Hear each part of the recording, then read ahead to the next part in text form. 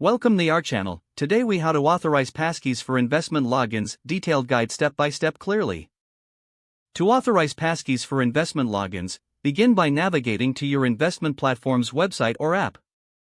Log in using your existing credentials. Locate the security settings or account settings section within your profile. Look for an option related to passkeys or two-factor authentication.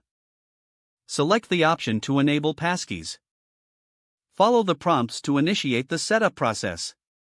You may need to verify your identity via email or SMS.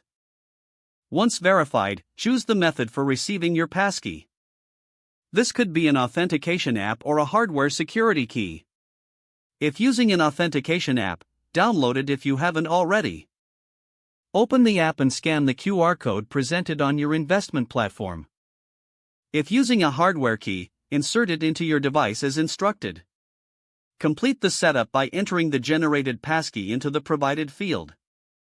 Confirm the new settings by clicking on the authorization button. You should receive a confirmation message indicating successful setup.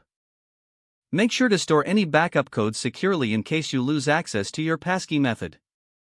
Log out of your account to ensure security. When you log back in, test the new passkey setup. Verify that the process works smoothly and you can access your account. If you encounter any issues, revisit the security settings for troubleshooting. Always stay informed about updates regarding passkey policies from your investment platform. If the page does not load, refresh the browser or try again in a private or incognito window. Make sure you are using the correct email address, then retype it carefully to avoid small typos.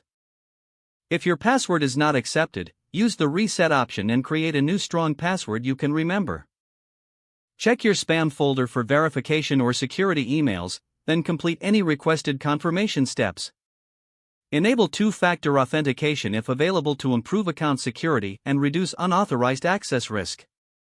After signing in, review your profile details so your contact information and settings are accurate and current. If you see an error message, note it down and try again after restarting your device and internet connection. Don't forget to like this video and subscribe to our channel for more step-by-step tech guides.